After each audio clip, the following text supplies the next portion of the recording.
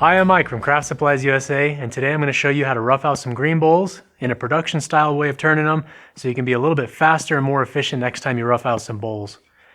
It's always nice to have bowls that are rough turned and dried, ready to go, so if you have family members or gifts that you need to give away for Christmas time or birthdays or anything, you have material that's ready to do so. The other nice thing too is turning green wood and sealing it, letting it dry will save you a lot of money instead of buying kiln dried material. So it's a good way of just honing your skill of turning, because there's a lot of tool technique in turning. When you do, if you do 100 of these, you're going to be a lot better once you're done with 100 than you were before. So it's good practice. It's good to have material on hand that's ready to turn, and it's just a lot of fun. So let's get these out of the way, and I'll show you how I do. I'll probably do 5 of them just to show you just a quick way of getting these done. But let's get these out of the way. All right, so I've got my material here. These are already pre-cut. We've rounded them on the bandsaw. I don't like turning square blanks. I usually try to round them out before I turn them. I've also marked the centers, so that's how we cut them out. So we have a center point there we can mark and drill out for our screw center chuck. And then these are an 8x3. This is a really good size bowl blank for gifts. Most of the time that's going to be more of your usable size, but definitely you could do the same application for larger bowls. But these are all 8x3. These are soaking wet. These are probably 50-60% moisture content. And we'll rough them out and turn them to about an inch and a quarter thick. And then we'll seal them up with tree saver and then set these aside for a few months and let them dry out. And then just keep them on our shelf until we need to turn a finished bowl. So first thing I like to do is with our center point mark, I'll get my drill bit, and I've got a little collar on my drill bit, and that's going to set my depth for my screw. But usually I do about 10 of these bowls at a time, turning the outside and the inside, and then I'll get another batch of 10 and do them. And right now I'm about basically 4 minutes total turning time. I've got a little bit more time on the bandsaw and everything, but as far as on the lathe, it's about 4 minutes a bowl to rough out. So I know there's a lot of people out there that can do it faster, and there's plenty of people out there that do it slower, but hopefully this will give you guys some tips to help do this a little bit quicker next time you do some rough outs.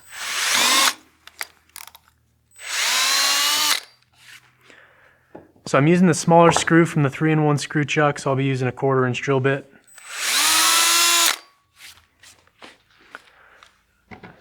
And then I just set these aside. It's nice to have an extra little work table you can put all the bowls on if you're doing a bunch of them at a time, but I'll just set these off to the side.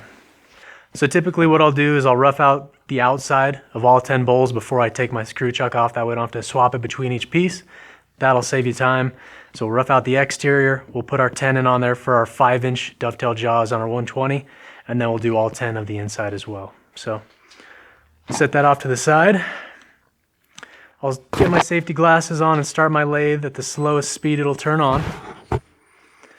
Then we'll mount our blank, and I hold that nice and loose. That way, once it engages and bottoms out on the collar, it takes it out of your hands. Don't grip it tight, just nice and loose. And then we'll lock our spindle. Tighten that up. All right, so we'll get our tailstock locked down. And one thing I like to do is I'll get all of my bowl gouges. These are all 1/2-inch bowl gouges, 5/8 bar. I've got these all prepped and sharpened. That way I don't have to go to the grinder while I'm roughing these out. I can just grab a sharper tool and keep going. One thing I have noticed, I've roughed out probably 150, 200 of these so far, and I have noticed the M42 gouges. They have a little bit wider flute than some of the other ones that I've got, and they definitely clear chips faster, so it's definitely more efficient, and that's something I never really noticed until I did a ton of bowls over a couple of days just to get some practice in. And I really noticed the flute width on these definitely helps clear the shavings more efficiently. So it might not be applicable to you if you're not doing a lot of bowls, but it's definitely something to look into is the M42 Stay Sharps. So I've got my tool rest set, so my cutting edge is basically standard center working height. The piece is spinning freely. And for this first one, I'll kind of talk our way through the process. Then the next one, I'll just do it all kind of production style, and you can just see what the speed is looking like and see how I'm doing it as well. So first thing we need to do is basically remove a huge chunk of this to get our bowl profile and then get our tenon cut in there. So we'll start getting the exterior of that bowl profiled and get our recess cut, or our tenon cut. All right, so give that a quick spin, make sure it's not contacting the rest, and then we'll bump our speed up. And the nice thing about rounding these out is they're running pretty true, so we can start with a little bit higher lathe speed. On an 8-inch bowl like this, I'm going to rough out roughly around 1100 RPM until we get some of that bulk out of the way, and then I'll bump the speed up. I like to rough out just a little bit faster than what the recommended safety guidelines dictate, but play it by ear, see what works for you. So I've got my flute rolled over about 9 o'clock. I've got the handle dropped down just a little bit, and because we're cutting into side grain here, it's kind of a peel cut, so we can remove a pretty heavy shaving and remove a lot of material pretty quick.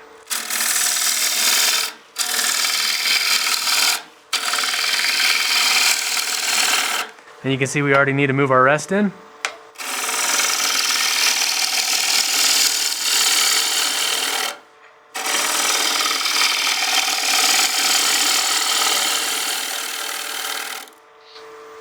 Okay, and now I've got my calipers set for my chuck jaws, so I'm just gonna freehand these here. Be careful doing this, because if you catch this front edge on the bowl coming up, it's gonna flip these out of your hand, you might get hit.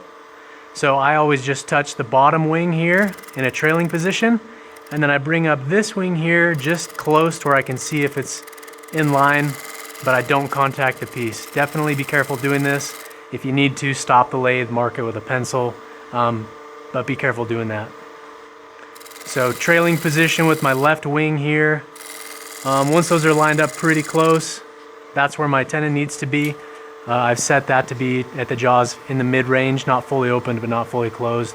That way I've got some room to play with the tenon size. Bring my tool rest in just a little bit closer.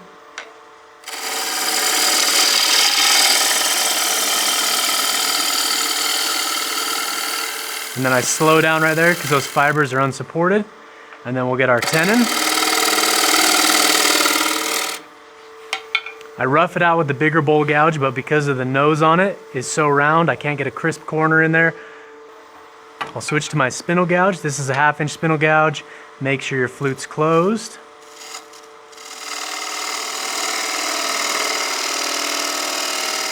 We'll cut that dovetail, and then we'll square up the face here.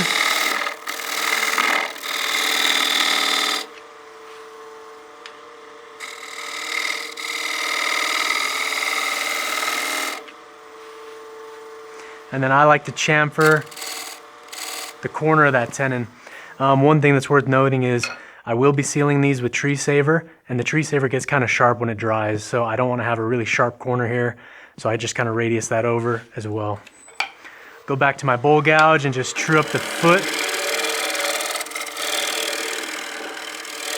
Just true that up a little bit. You don't need to, you really don't need to do that. I just like to clean that surface off a little bit. And now I'll remove some more material because the shoulder for my tenon doesn't need to be that wide, so I'll take another 1/4 inch off.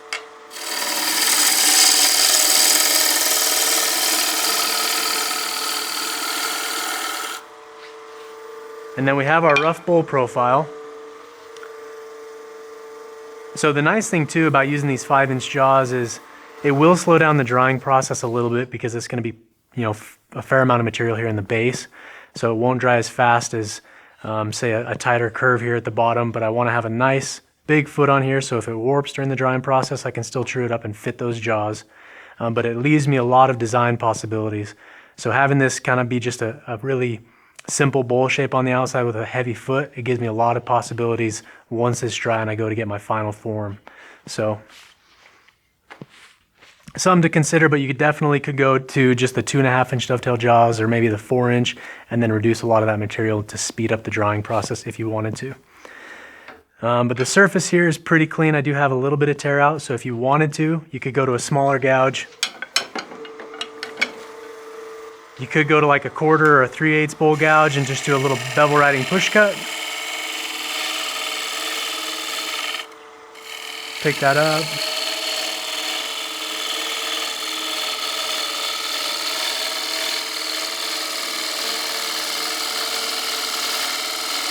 And just ride that around.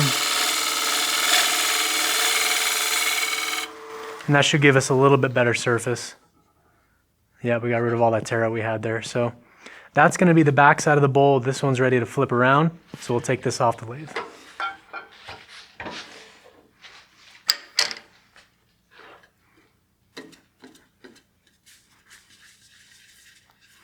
Okay, so we have our bowl profile. our good size tenon for our chuck jaws. Everything's nice and square. We've got a really good tenon there, nice square shoulder.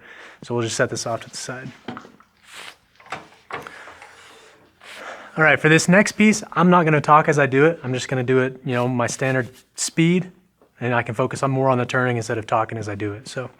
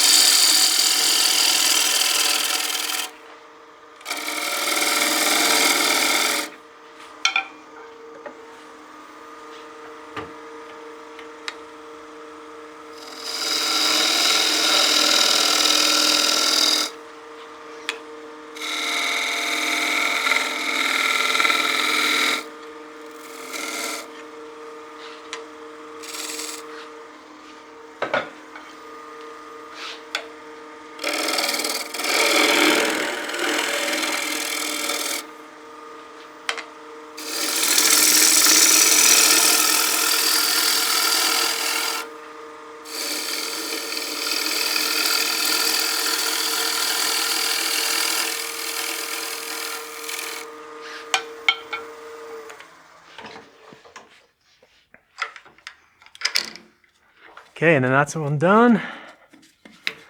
It maybe took a minute and a half or so to get that one roughed out. Okay, so there's our two bowls that we've roughed out. I'll set these up here, and then we'll take our 3-in-1 screw chuck off. And we'll put on our VM 120. And then we'll rough out the inside. Again, normally before I switch from the screw chuck to the regular chuck, I'll do about 10 of these at a time. I don't want to do more than that in case it takes me too long. I don't want to have a bunch of bowls that are soaking wet, sitting on the floor, drying out and cracking on me. So I try to get these rough turned and then put them back in a barrel or something, or in some plastic bags straight away before I coat them. So I like to tighten up both those pinion gears.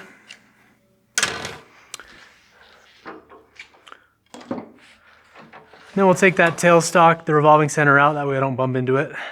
And then we'll set up our tool rest to hollow out the inside of the bowl. First step's gonna be facing this off, and then we'll start just hogging the material out and getting our rough bowl profile. Again, we're looking for about an inch and a quarter thick. That'll save us a lot of drying time as opposed to leaving these, as solid blanks, letting them dry out. So, plus it's a lot easier to remove material as it's wet. Especially on ash like this. Once it's dry, it's pretty abrasive on the tools. So cutting it green, that'll save you tools, steel, and time. So, all right, we've got our tool rest set, center working height. Obviously with this size of gouge, you want that cutting edge to be basically right at center. So that's perfect. So we'll square this off and then start doing our bowl cuts on the inside. So we'll bring this up to speed.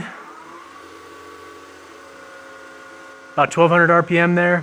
Flute closed, we'll face this off.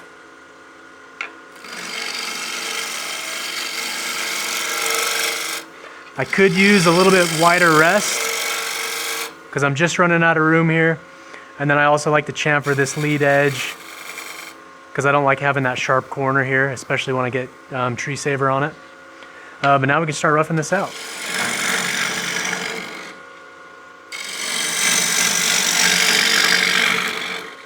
Again, when we rough this out, we want our flute closed, bevel pointed in the direction of the cut we want to take. Once we're on our bevel, then we can open it up a little bit and we'll drop the handle down. We drop the handle, bring it towards you, and then we raise that handle to get on center.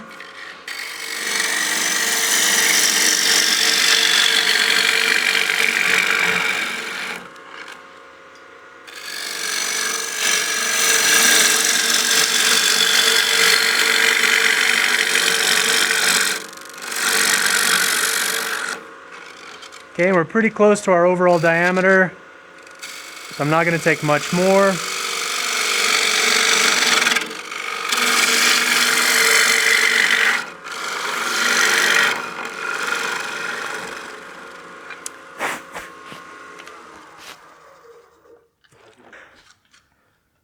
But you can see with this tool, the most efficient path. So we start with the flute closed, bevel right in the direction we want. Then we open up the flute just a hair. Then we drop the handle down, swing it towards you. And then as we get to center, we raise the handle up. So it's kind of a nice gentle arc with the tool handle. It's one of those motions you just have to do a bunch of times to get, a fluid motion down. But I do want to go to my smaller gouge and just get a nice final cleanup cut. So I'll switch over to my 1/4 inch bowl gouge. So it's a 3/8 bar.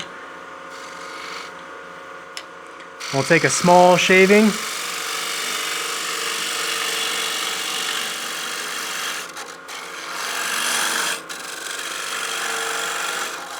Come back in there.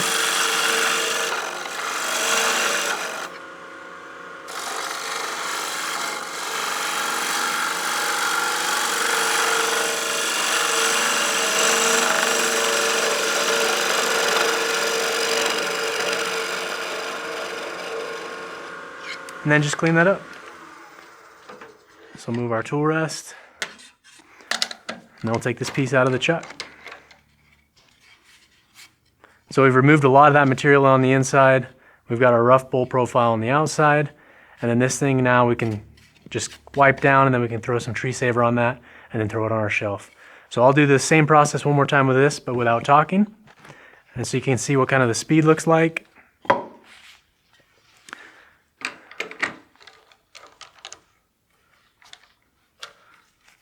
Tighten that down.